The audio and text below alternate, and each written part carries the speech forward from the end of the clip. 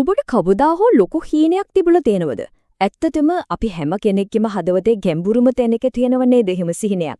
කවදා හරි දවසක ඇත්තක් කරගන්න බලාගෙන ඉන්න සාර්ථකත්වයෙන් පිරුණු ජීවිතයක්, ගෞරවයෙන් බැබලෙන අනාගතයක්. ඒක හරියට අපිම අපේ මනසින් මවා ගන්න සමහර වෙලාවට අපිට විතරක්ම පේන හරිම ලස්සන චිත්‍රයක් වගේ. ඒත් ඒ ලස්සන හීන ඇත්තක් කරගන්න වැඩ පටන් ගන්න වෙලාව ආවම කී පාරක් නම් අපි අපිට මෙහෙම කියාගෙන ඇත්ත. මම හෙට ඉඳන් පටන් ගන්නවා. අන්න ඒ හැඟීම, ඒ කල් දැමීම ඇත්තටම අපි කාටත් හොඳටම හුරු පුරුදු දෙයක්.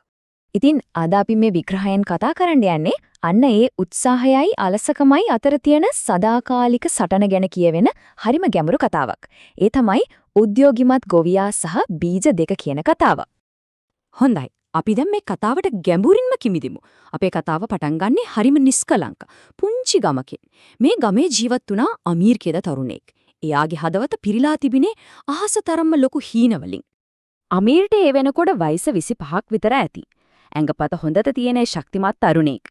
එයා තමන්ගේ අනාගතය ගැන කතා කරද්දී ඇස් දෙක දිලිසෙනවා.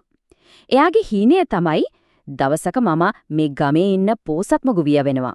මගේ කුඹුර රත්තරන් පාටට බෝග වලින් දිලිසෙයි. හැමෝම මට ගරු කරයි. එයාට ඕන උනේ නිකම් ගොවියෙක් වෙන්න නෙවෙයි. මුළු ගමම ගරු කරන හැමෝගෙම හිත් දිනාගත්ත ධනවත්ම ගොවියා වෙන්න. ඒත් මේ හැමදේම එක ප්‍රශ්නයක් තිබුණා. අමීර් හරිම කම්මැලි. කතාව ඇත්තටම රසවත් වෙන්නේ මෙතනින් තමයි. මොකද ඔහුගේ ලොකු වචනයි පුංචි ක්‍රියාවනුයි අතර තිබුණේ අහසට පොළව වගේ පරතරයක්. එයා සාර්ථකත්වයේ කියන අදහසට පිස්සුවෙන් වගේ ආදරය කළා. ඒත් ඒ වෙනුවෙන් දාන්න ඕනේ මහන්සියට වෛර කළා. මේක හරිම භයානක සංයෝගයක් නේද? ඉතින් ඔහුගේ දවස් ගෙවලා ගියේ මේ විදිහට තමයි. අනිත් අය කුඹුරේ වැඩ කරද්දී අමීර් ගහක් යටට වෙලා විවේක ගත්තා. අනිත් අය දාඩිය දාගෙන වෙහෙසෙද්දී අමීර් කරේ Tamanගේ ලොකු හීන ගැන කතා කරපු එක විතරයි. මොකක් හරි වැඩක් කරන්න ඕන වුණාම එයාගේ කටින් පිටුනේ එකම වචන ටික. මම ඕක පස්සේ කරන්නම්, ඕක හෙට කරමු. ඔන්න දැන් අපි එන්නේ කතාවේ නියම හැරවුම් ලක්ෂයට. දවසක් අමීර්ගේ වයසක හරිම නුවණැති මාම කෙනෙක් ඔහුව බලන් දෙනවා. ඔහු අමීර්ගේ හිස් වියලි කුඹුරු දිහා බලුවම දකින්නේ පාළුව විතරක් නෙමෙයි. එයා දකිනවා ඒ වියලි පස යට සැඟවිලා තියෙන මහා විභවය. මාම හරිම මෘදු විදියට ඒත් කෙලින්ම අමීර්ගෙන් අහනවා. අමීර් පුතේ, ඇයි ඔයාගේ ඊඩම මේ තරම් හිස්? ඔයා හැමතිස්සෙම රත්තරන් පාට බෝග ගැන කතා කරනවා. ඒත් මම දකින්නේ වියලි පස විතරයි. අමීර්ගේ උත්තරය ආවේ හරිම සැහැල්ලු විශ්වාසී හිනාවක් එක. අතක් වනලා එයා කියනවා, අනේ කලබල වෙන්න එපා මාමේ. මම හෙට ඉඳන් වැඩ පටන් ගන්නවා. හැමදේම මගේ පාලනය යටතේ තියෙන්නේ. ඔන්න ඔතනදී තමයි කතාව තීරණාත්මකම පැත්තකට හැරෙන්නේ. මාමා අමීට තෑග්ගක් දෙනවා. ඒ තමයි කුඩා මලු දෙකක්. ඒ එක මල්ලක තිබුණා එක මායා බීජයක්. ඇත්තටම මාමා අමීර පරීක්ෂණයකට ලක් කරනවා.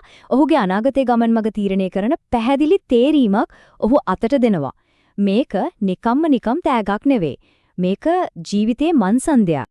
මේ බීජ දෙක තමයි ඇත්තටම අපේ කතාවේ හදවත. එකක් තමයි උත්සාහයේ බීජය. ඒකට දිනපතා මහන්සිය අවශ්‍යයි. ඒක හරිම හිමින් වැඩෙන්නේ. ඒත් ඒකේ ඵලය තමයි ධනයයි ගෞරවයයි. අනික කම්මැලිකමේ බීජය. ඒක ඉබේම වැවෙනවා. හරිම ඉක්මනට පැතිරෙනවා. ඒත් ඒකේ ඵලය විනාශයයි පසුතැවීමයි. එක බීජයක් නිරන්තර සැලකිලි ඉල්ලනවා. අනික නොසලකා හැරීම මතම දියුණු වෙනවා. මාර්ග දෙකක්. දෛවයන් දෙකක්. ඉතින් ඊළඟට මොකද වෙන්නේ නැත්තේ? සාර්ථකත්වය ගැන ඊතරම් ලොකු හීන තිබුණත් පහුවෙනිදා උදේ අමීර් ඇහැරෙද්දි එයාට දැනුනේ ලොකු මහන්සියක්. ඇඟට දැනෙන බරක්. අලසකමේ ඒ මිහිරි ආකර්ෂණය උත්සාහයේ හඩට වඩා ගොඩක් ප්‍රබල වුණා. ඉතින් ඔහු බීජ හිටවන එක කල් දාන්න තීරණය කළා. පළවෙනි දවසේ යා කිව්වා මම හිටවන්න. ඊට පස්සේ දවස් කීපයක්ම ගෙවිලා ගියා. අන්තිමේදී කම්මැලිකමටම යා බීජ දෙකම පොළවේ හිටවුවා. හිතාගෙන පස්සේ බලා ගන්නවා කියලා. එතනින් සති ගාණක් ගෙවිලා ගියා. අන්තිමේදී අමීට Taman හිටවපු බීජ ගැන සම්පූර්ණයෙන්ම අමතක වෙලා එයාගේ දිවාහීන ලෝකයේ අතරමං වුණා. කාලයකට පස්සේ අමීර අහම්බෙන් වගේ කුඹුර පැත්තට ගියාම එයා දැකපු දේ නිසා කම්පණයටපත් වුණා.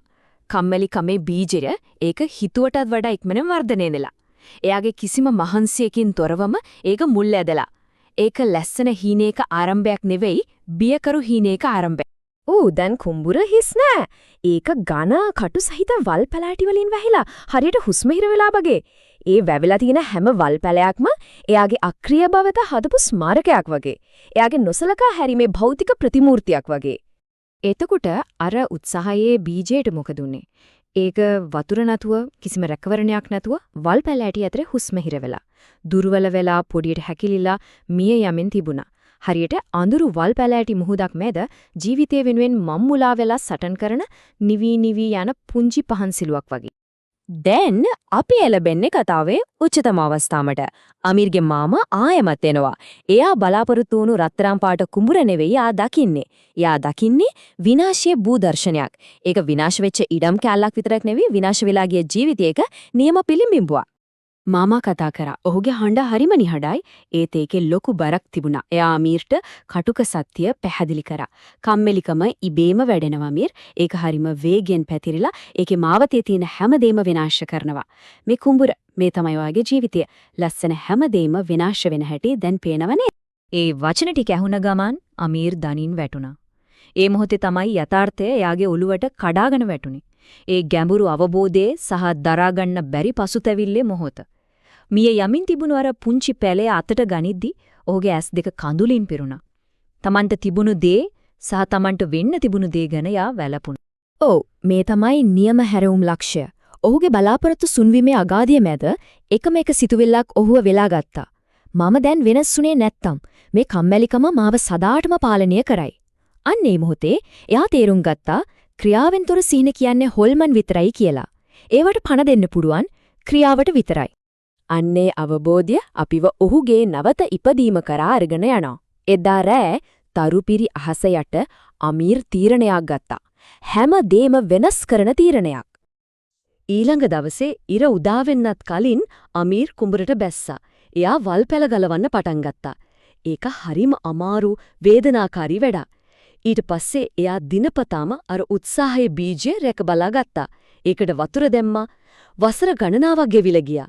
අර පුංචි බීජය අතුපතර විහිදුණු විශාල ගහක් බවටපත් වුණා. ඒකෙන් පළතුරු, සෙවන, ධනය හැමදීම ලැබුණා. ගලවපු හැම වල් පැලයක්ම එයා පරාජය කරපු කල් දැමීමක්. වතුර දාපු හැම දියබිඳක්ම විශ්වාසයේ ක්‍රියාවක්. අන්තිමේදී ඔහුගේ ක්‍රියාවන් ඔහුගේ අභිලාෂයන් තරම්ම විශාල වුණා.